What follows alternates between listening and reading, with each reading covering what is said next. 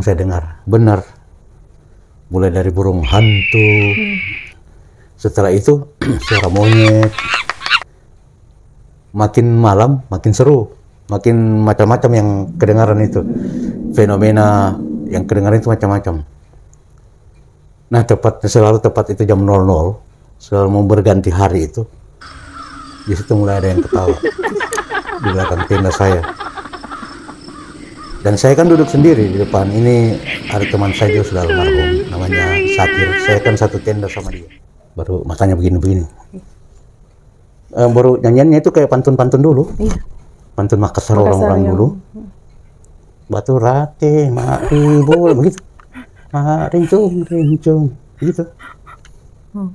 Aku baca doang, aku pakai ini jenis racun, itu kan begitu, pantun-pantun begitu.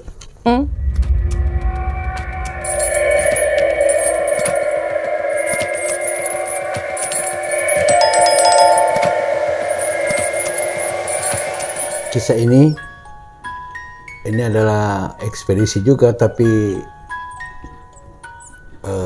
lokasi destinasinya lain. Saya menuju ke sebuah tempat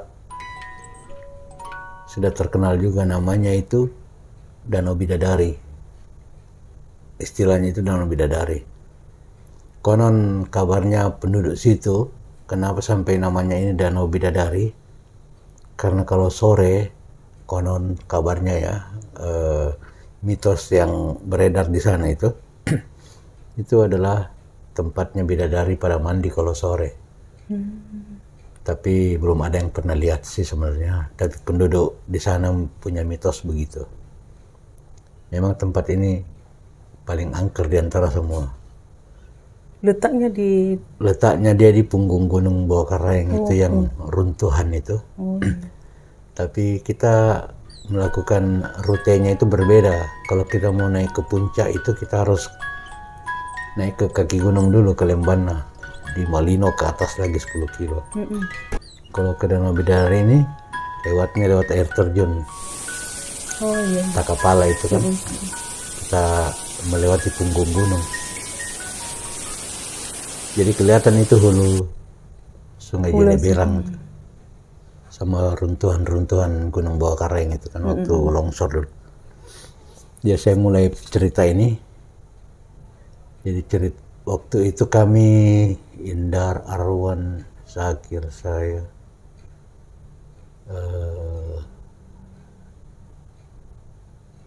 Irwan, berlima. Jadi kami berlima itu. Jadi harus dari kota Malino itu kita naik ke daerah apa sih namanya ini, Takapala, Panaikang. Masih terjangkau motor, tapi pendakian. Setelah destinasi terakhir itu, motor kami simpan di pos. Ada rumah penduduk. Memang disediakan untuk orang-orang yang mau ke sana. Parkir kendaraan di situ. Nah, dari situ baru kita mulai jalan. Jalan kaki kurang lebih mungkin kalau dihitung jalan lurusnya itu sekitar 30 km kalau dibentang lurus jalan itu. Cuman dia kan berkelok-kelok. Naik, turun. Tapi di punggung gunung. Di punggungnya gunung. Ya, awal perjalanan kami mulai berjalan pagi hari itu hari. Kami start jam 7:30. Biasa masuk hutan, keluar hutan, pepohonan, rimbun, padang. Nah, puncak kengerian itu pada saat sudah pertengahan. Jadi sebenarnya kalau saya ingat cerita jadi ngeri sendiri. Saya berapa kali terpleset. Untung saya bawa namanya itu sarung Bali dulu. Jadi sempat saya pegang sama teman saya untuk dituntun. Jadi ceritanya itu ini gunung. Punggung gunung. Ini ada jalan setapak kira-kira 2 meter. Dan ini jurang. Jadi kami jalan itu harus begini. Begini. Nggak bisa jalan gitu. Jatuh. Kami jalan begini. Di punggung gunung itu punggung jalan. gunung. Dan itu jurangnya itu kelihatan itu di bawah itu hulu Ngeri juga. Sungai Jeneberang. Iya, iya, saya bisa bayangkan. Ngeri sebenarnya. Saya kalau ingat itu jadi merinding sendiri, kayak napas saya mau lepas itu. Di situ kira-kira yang trip yang punggung gunung itu, yang betul-betul jurang di bawahnya itu, ada sekitar 1 kilometer begitu, kurang lebih 1 kilo. Jadi harus jalan begini, harus jalan pelan-pelan. Kalau paling ada tali, kalau pegangan tali itu sering nuntun yang lain kan. Setelah itu, alhamdulillah sudah sempat 2 kali terpeleset. Untung saya berpegang di sarung Bali itu. Kalau tidak, itu kaki saya sudah jatuh di bawah saat sudah turun ke bawah. Tapi Tuhan masih selamatkan saya punya ini. Sudah melewati sesi itu, sudah lewat. Sesi selanjutnya, kurang lebih 5 kilo lagi baru kami dapat itu namanya danau. Ini posisi sudah menunjukkan jam 4 lewat, pukul 16 sore. Jadi kita target sebelum maghrib kita harus sudah pasang tenda karena sudah gelap. Iya, iya. Akhirnya tiba dengan target utama sebelum maghrib. Tenda sudah terpasang, sudah kasih nyalakan api. Bahwa saya kan awalnya tidak tahu kalau tempat ini sebenarnya aura mistisnya keras sekali. Saya cuma ikut. Ini yang lain kan sudah sering kesini, sering mancing, tapi belum pernah dapat karena tidak tahu ada mitos apa di situ. Jadi kami itu bukan hanya sekedar naik gunung, sekalian mau mancing karena yang teman-teman ini semua hobi mancing juga. Jadi kita naik gunung sekalian mancing, jadi bawa pancing. Setelah sampai di situ, sudah berdiri tenda, kemah, sudah sarapan, ya sudah malam, sudah maghrib. Nah mulai di situ suara aneh-aneh yang saya dengar, benar. Mulai dari burung hantu, setelah itu suara monyet. Makin malam, makin seru, makin macam-macam yang kedengaran itu. Fenomena yang kedengaran itu macam-macam. Nah selalu tepat itu jam 00, selalu mau berganti hari itu. Di situ mulai ada yang ketawa di belakang tenda saya.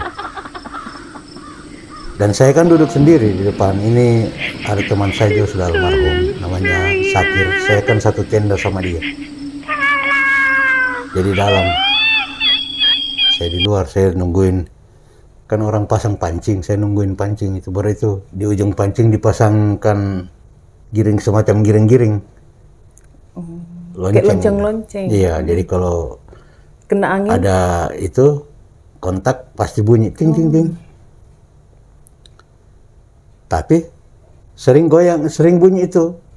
Tapi tenang-tenang saja, tidak ada sepertinya tandanya kalau ikan makan itu bunyi. Tapi ini talinya tenang-tenang tapi bunyi terus itu. 4 pancing itu bunyi terus. Jadi saya mulai merasa ada yang aneh ini. Saya bilang, saya kira gantian dong. Kau lagi di luar, saya di dalam. Saya merokok kan, merokok. Ini suara orang ketawanya perempuan. Ketawa seperti kunti. Bayangkan tengah malam ini tidak ada suara apa-apa. Jadi dia bergema itu suaranya. Bergema, suara alam. Iya. Suara alam ditambah lagi suara itu. Iya. Hihihi. Saya bilang astagfirullah. Dia bilang memang tempat ini begini. Saya bilang coba saya tahu, saya tidak mau ikut. Tapi sudah terlanjur. Saya juga beranikan diri. Sampai pagi saya tidak tidur. Iya, iya. Sampai jam 4 itu, jam 4 maksudnya. Jam 4 baru hilang semua. Suara-suara aneh itu. Suara-suara aneh itu. Tiba-tiba sebelum jam 4 ini, masih menuju ke jam 3. Ini kan tenang sekali airnya, itu Danau Bidadari, namanya Danau Bidadari. Dalam hati saya, oh ini tempat mandinya bidadari. Tapi kan saya tidak terpengaruh dengan mitos-mitosnya mereka. Saya tahu ini adalah fenomena alam, peristiwa alam yang terbentuk sendiri. Tiba-tiba saya asik begitu merenung, menghayal, sempat juga berhayal-berhayal. Seperti ada sesuatu yang masuk ke dalam danau itu besar sekali. Buak, bunyi itu air. Tapi tidak ada apa-apa. Air seperti kejatuhan batu besar. Iya. Blak. Setelah itu bunyi lagi suara ketawa. Hihihihi. Ih, ngeri sekali. Waktu itu saya bilang, kapan ini pagi? Saya cuma sudah pengen sekali kalau sudah pagi, mau cepat pulang.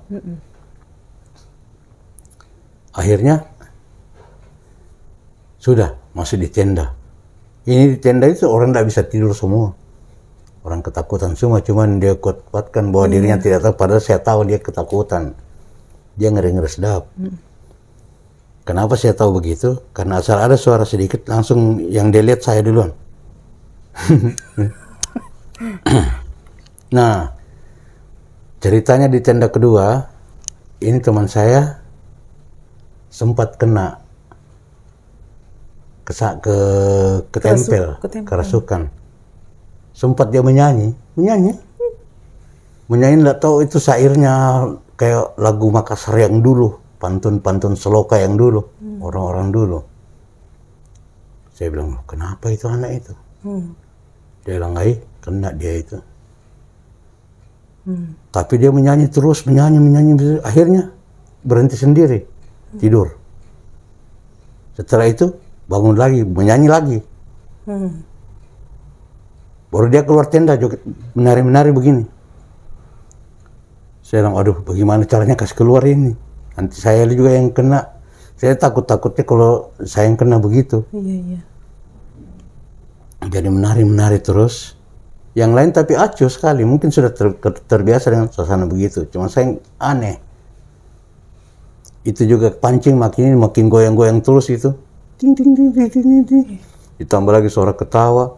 Setelah itu yang terakhir sebelum berhenti semua, burung gagak keras sekali itu burung gagak, seperti ada di samping kiri saya. Saya sempat balik begini, tidak ada apa-apa. Pindah lagi di samping kanan saya. Tapi kami tidak diperlihatkan wujud. Hanya suara-suara alam dengan suara-suara itu. Tepat jam 5. Dan kami kan dekat punggung gunung ini. Tepat jam 5 itu, jam 5 pagi, sudah mulai sedikit ada keberanian karena sudah pagi kan. Sekumpulan lama-lama itu, tiba-tiba itu pohon bergemuruh. Pohon yang ini, atau pohon apel besar, gemuruh. Jadi saya sudah mulai masuk ke tenda, ini Sakir bilang, itu kerajaan monyet. Memang ada kerajaan monyet itu, kerajaan kera. Dia bilang, kau tunggu itu. Dia turun itu sebentar di sini di danau. Jangan-jangan banyak goyang. Saya kan buat teropong. Oh iya. Jadi saya mulai teropong.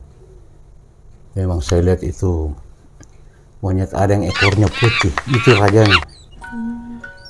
Saya sempat lihat monyet ini ekornya putih. Paling besar itu. Jadi dia kemana itu semua ikut. Akhirnya dia turun ke danau. Turun ke danau mandi. Berapa banyak? Banyak sekali. Oh, dia. Iya, dia bilang jangan ada yang goyang. Jadi kita diam saja. Setelah itu dia kembali naik ke atas pohon itu, entah berpencar ke pohon mana. Sudah jam 6 itu kejadian. Akhirnya besoknya mereka pada mau mandi. Katanya di sini bagus kalau kita mandi bisa bikin bersih kulit. Saya bilang enggak, kau saja yang mau mandi. Enggak ada yang jadi mandi. Setelah dilihat ternyata itu tidak bisa diukur dia punya dalam itu. Dalam sekali. Dalam sekali, baru itu ikan yang ada di situ besar-besar, ikan mas. Enggak pernah dijamah kan. Itu yang bikin ngeri, itu yang kalau malam di situ saya bilang enggak, 2 kali saya ke sini. Suasana betul-betul mencekam sekali, memang angker sekali itu. Konon kabarnya teman-teman yang lalu-lalu itu sampai menari, sampai turun ke air. Sampai turun ke air, menari-menari, sampai ke dalam begini. Tidak sadarkan diri. Tidak sadarkan diri. Tapi dia kembali lagi. Oh, Setelah itu pingsan.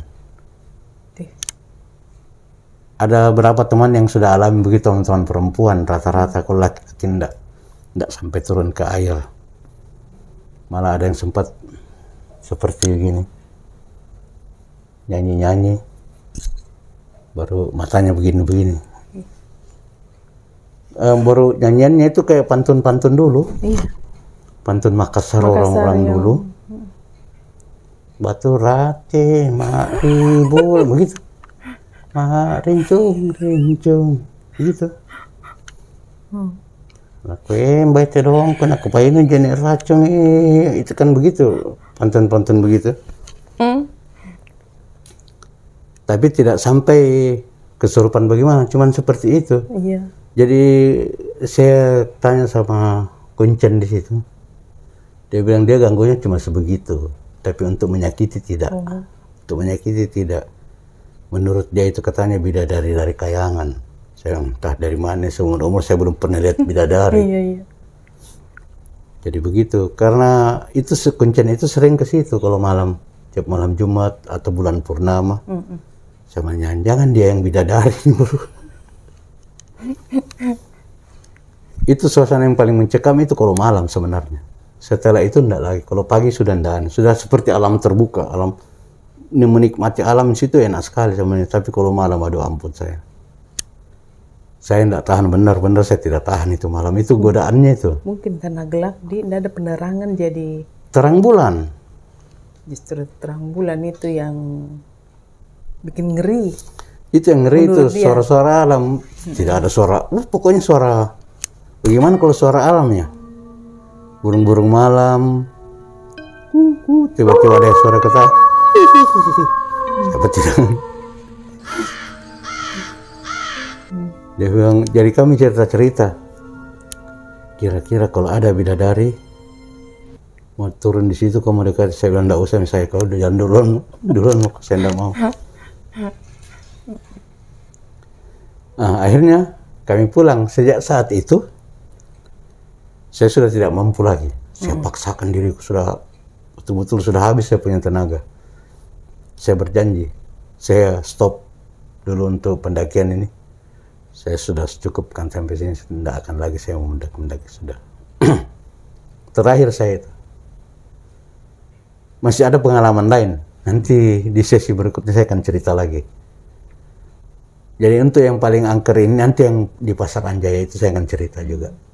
Ini belum seberapa, yang di Anjaya itu yang paling. Itu teman saya sempat dapat badi di situ. Di pasar itu. Pasar Alam Gaib namanya. Terus ada yang dapat batu cincin. Sampai sekarang dia pakai batu itu. Mau dibilang tidak ada tapi nyata. Iya, antara ada dan tiada. Ada antara ada dan tiada. Dan memang kalau orang betul-betul orang bagaimana ya, orang kuat betul anunya baru bisa dapat tuh barang-barang begitu. Ada yang dapat cambuk cemeti. Oh iya. Yang ekor pari itu. Bukan, cemeti dari enggak tahu dari apa itu, panjang. Dapat itu. Kalau orang beruntung itu dia bisa dapat benda-benda pusaka dulu-dulu. Badik-badik dulu. Tombak, kepala ujung tombak itu. Tapi apa? Untuk apa? Poke. Oke. Tapi untuk apa fungsinya itu kalau umpama orang dapat benda-benda begitu? Ya kalau enggak tahu, kalau yang tukang berburu begitu. Kalau saya enggak tahu yang begitu-begitu. Iya. Banyak teman itu yang dapat begitu. Ada yang dapat mustika semacam badik tapi cuman matanya. Tidak ada pegangannya. Oh iya. Tapi dia miniatur, mini. Iya. Itu di pasar situ. Karena itu katanya tempat pertemuan seluruh makhluk gaib di Sulawesi Selatan. Di Pasar Anjaya itu. Jadi namanya Pasar Alam Gaib di situ. Pasar Alam Gaib. Nama desanya Anja, begitu? Bukan? Anjaya, Pasar Anjaya. Pasti orang tahu, kalau pendaki-pendakian pasti tahu. Tapi untuk anak muda saya rasa sudah jarang ke situ itu. Iya. Iya. Beda zaman nih. Zaman sekarang orang Iya. jarang-jarang ya yang Tapi banyak juga teman-teman yang sinting gara-gara begitu. kenapa? Mungkin dia maksudnya tapi tidak kesampaian, jadi gila. Tapi saya setengah-setengah gila jadi. Ya itulah yang saya ceritakan dulu untuk hari ini. Insya Allah saya akan sambung. Saya akan berbagi pengalaman saya itu waktu mendaki. Bukan cuma di gunung ini, di Gunung Salak pun saya punya cerita tersendiri. Tentang curug-curug itu saya alami sendiri. Curug. Terus di Gunung Bulu Saraung. Oh iya. Ada saya ini sebenarnya pendaki. Tapi Terakhir saya Gunung Nonama bisa daki. Gunung Latimojong sudah. Nah, banyak setiap gunung itu punya cerita tersendiri. Tapi yang paling keras mistiknya itu sebenarnya di Gunung Bawakaraeng. Banyak aura mistik di situ. Di Gunung Bawakaraeng. Sampai Anoa pun, binatang Anoa itu saya sudah pernah lihat wujudnya waktu saya mendaki gunung. Iya. Latimojong. itu burung anu terbang kah atau Bukan burung, dia Anoa, binatang seperti unggas? tedong. Oh begitu. Seperti kerbau, Iya, cuma dia mini. Oh. Seperti kerbau mini. Anoa namanya. Iya. Demikianlah. Nanti saya sambung lagi ya. Saya masih ingat-ingat memori saya itu sebenarnya banyak kejadian-kejadian yang saya alami sendiri. Aura-aura mistik, kejadian mistik yang saya alami sendiri. Termasuk itu perang bola api. Oh. Perang ilmu itu orang di sana, tetapi itu kan cuma ilmu bukan apa. Tapi lama loh, sempat itu katanya kalau bola api itu masuk ke dalam satu kolam atau empang, itu ikan yang di situ mati semua. Karena api tuh. Iya. Enggak, maksudnya kuatnya itu auranya itu. Auranya itu bola api ya. Oke, ke situ dulu. Semoga bermanfaat ya. Semoga adik-adik junior-junior bisa nonton ini, bisa melakukan pertimbangan, pembelajaran, edukasi bahwa di setiap gunung itu punya aura dan cerita tersendiri. Tapi menurut saya di Gunung Bawakaraeng ini, kalau di Sulawesi Selatan dialah yang paling ini. Paling penuh mistis. Iya. Kalau di anu kan Gunung Merapi. Kalau di Jawa itu Gunung Merapi yang penuh aura itu. Ya. Oke teman-teman, kita tutup dulu cerita ini hari ini. Sampai jumpa di video-video berikutnya. Assalamualaikum warahmatullahi wabarakatuh. Waalaikumsalam warahmatullahi wabarakatuh.